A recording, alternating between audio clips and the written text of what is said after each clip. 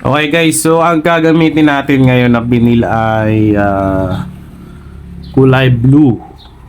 Okay, so kulay blue para dun sa text na gamitin natin sa ating video ngayon. Kung paano mag-cut ng binil. Tapos yung background natin ay ito na lang siguro.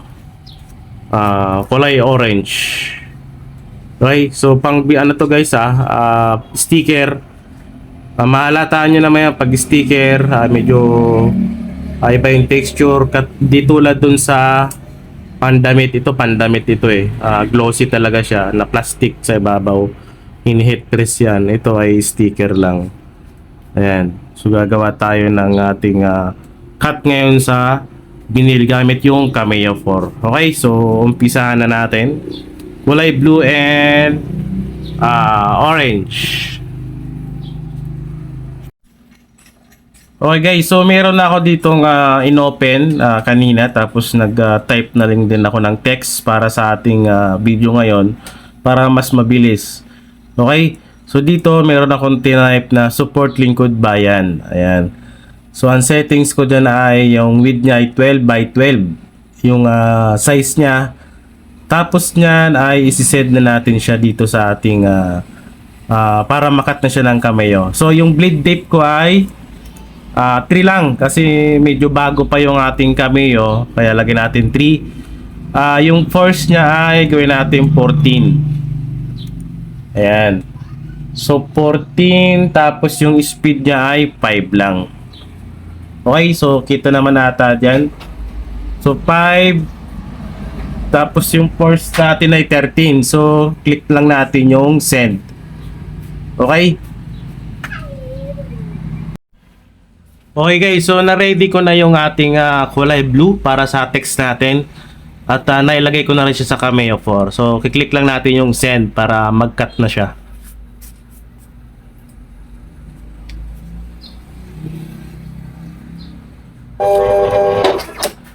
Okay, so hintayin lang natin hanggang makat na siya. So ang size lang yan ay 12 by 12. Ayan. So hintayin lang natin.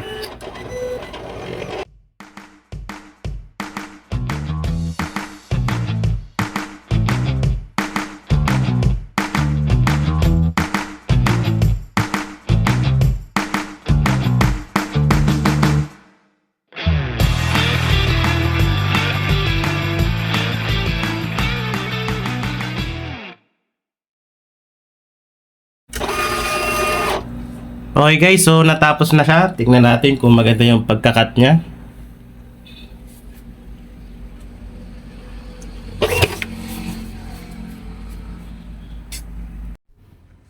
Okay guys, so tingnan natin yung pagkakat niya kung maganda ba yung pagkadali.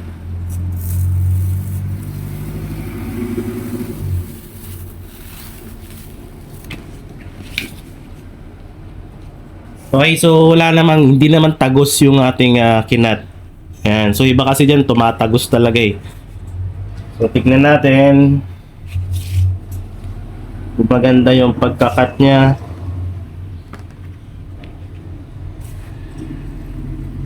Ayan, so dadahanin nyo na lang para hindi siya matanggal.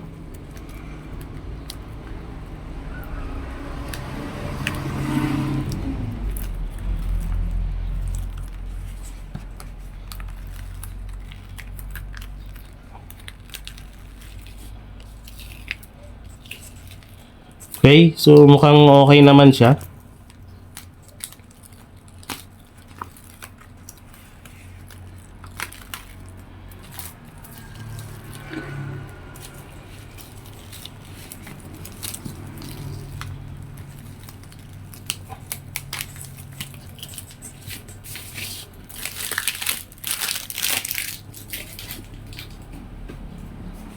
Okay, so far so good naman. Ayan, no.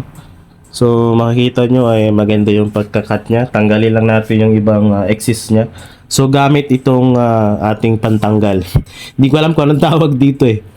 Ayan, no. Para siyang chane. Ay, chane ba tawag doon? Ayan.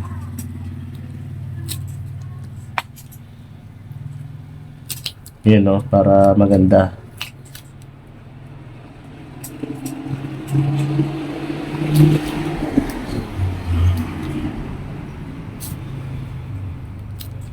Okay, so dahan-dahan lang para tulad yan, napunit to. Pero okay lang yan, yung papel lang naman yan eh. Pag lang yan talaga yung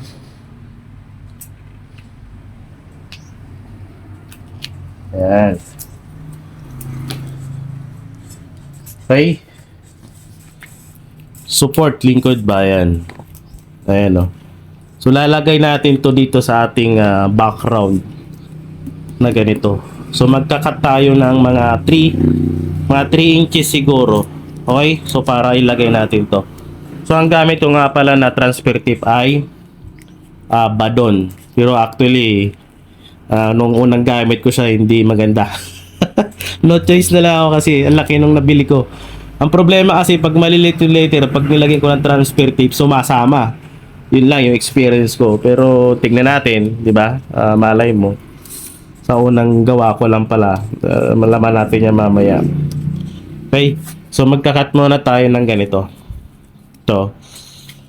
Mahaba. Okay guys, so ito yung gagamitin ko pag magkakat ako. Ayan, maliit lang siya. Tapos sa roller mahaba.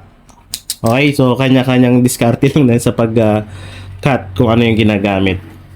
Okay, so magkakat lang ako ng 12. Yan, tapos ikakat ko na lang din. So dahan-dahan lang para hindi kayo masugatan. Mararamdaman nyo naman yan eh. Pag bumaon yung cutting nyo, smooth nyo na lang para hindi masugatan din yung lamesa.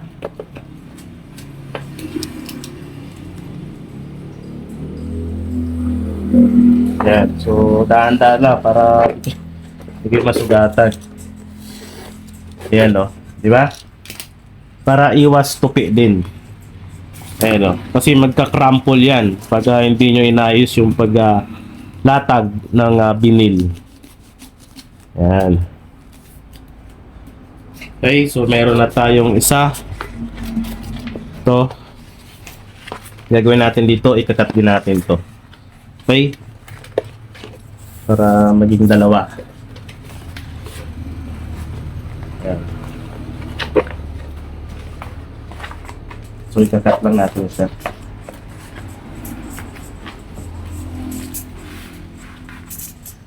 Okay, 12. Yan. So susukatin niyo mabuti para sakto yung cut niyo. Yan. Ganyan na lang para may allowance. Yan. Sagad ko na lang. Okay, tapos cut na lang natin.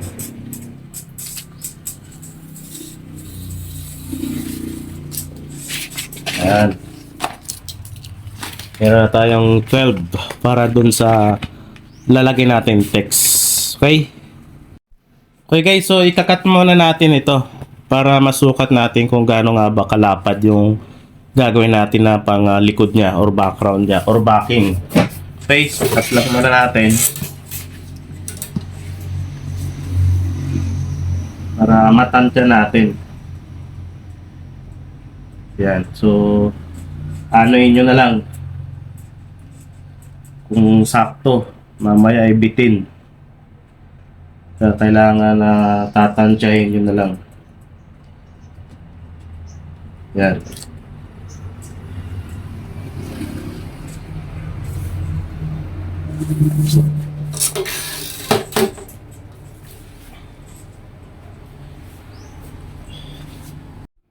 Okay guys, so ikakat muna natin ito para masukat natin mamaya kung gaano kalapad yung gagawin natin na pang backing niya or yung sa likod niya. So gamit pa rin itong maliit na cutter at roller.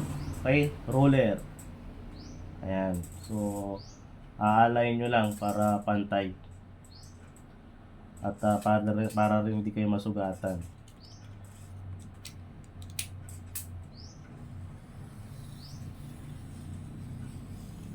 Tatansyahin nyo lang guys para maka-align talaga siya. Okay? So dahan-dahan lang. At siguro ding pantay. Para sigurado, di ba? Ayan, tapos ikat nyo na lang ulit.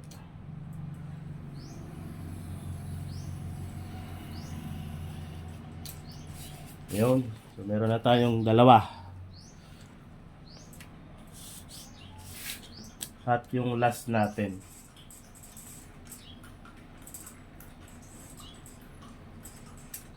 Okay.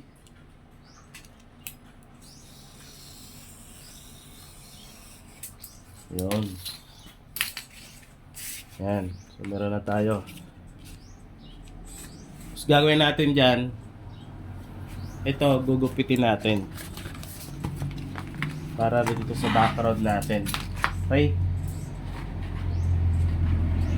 Para nakaganito yan.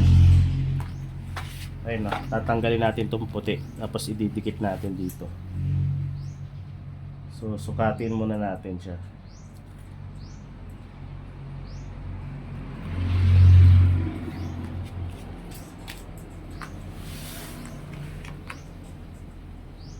Ayun, no? Di ba? Okay? So lalagyan muna natin siya ng badon para ma-transfer dito. Dito sa dilaw or orange ba ito? Ayan. Lagyan natin siya ng badon. Okay guys, dito sa badon tape, transfer tape, kukuha lang tayo ng sakto lang para hindi sayang. Okay? So, simple tips lang din yan. So, meron ako ditong sobra. Yung sobra ko dito ay para dito na lang yan. Kasi sakto naman siya, oh. Ayan. Sayang kasi yung badon eh. Badon tape. Tapos ito, susukatin na lang natin ito. Ayan, oh. Atin na lang natin dito sa pinakagilid niya.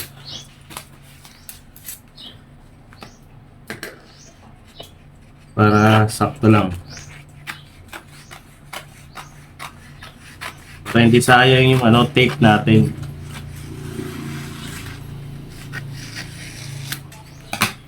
Okay. Suka tayo ng katamtaman lang. Ayan.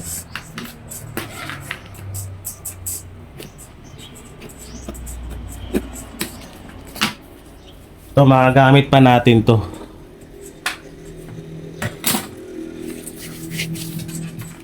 So, punasan lang natin yung lamesa para hindi walang alikabok pag nag-click tayo. At gamit ito.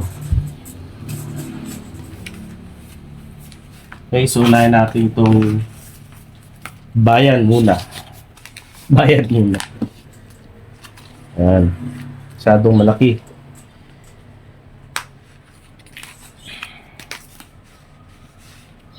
Litan natin para sakto lang.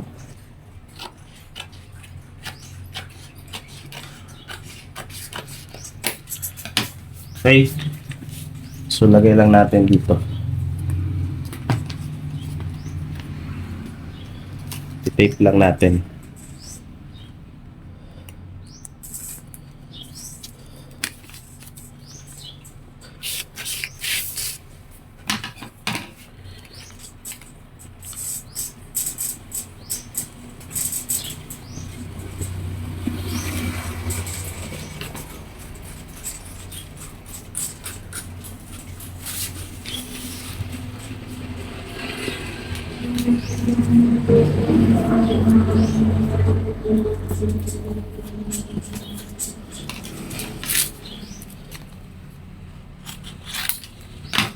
Okay, so meron na tayong isa.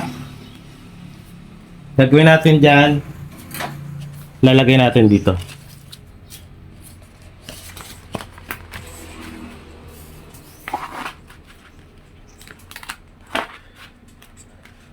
So lagyan lang natin ng tape. para hindi umangat yung dulo-dulo. Yan. Para hindi siya umangat.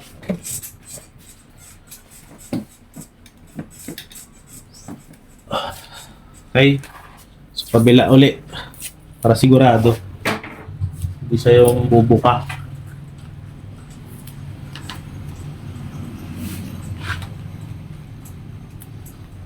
Ayan.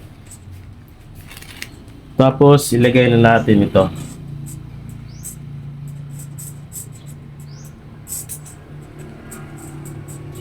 Sasakto lang natin.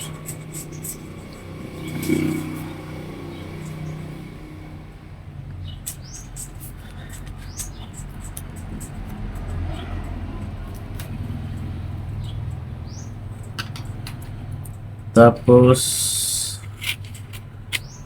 yan, gupitin lang natin siya.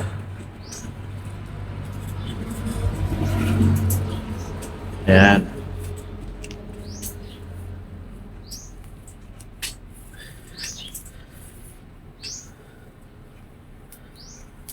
Ito ang problema sa badon, masyado makapit.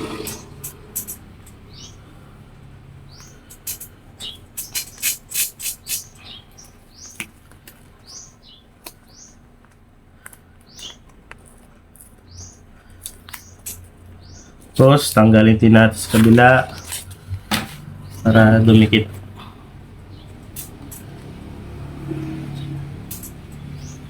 Ayan. Tapos, tanggalin natin yung tape. Dahan-dahan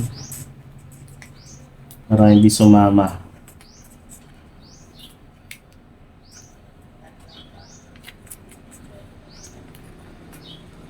Okay. Kailangan dahan-dahan lang.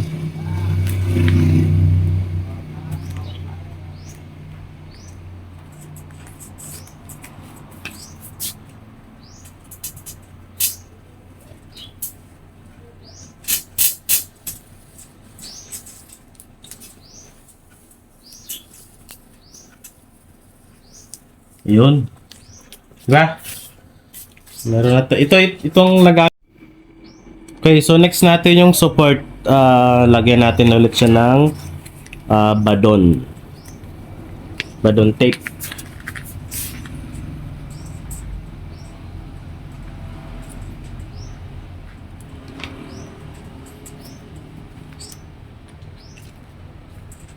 So, dahan-dahanin natin.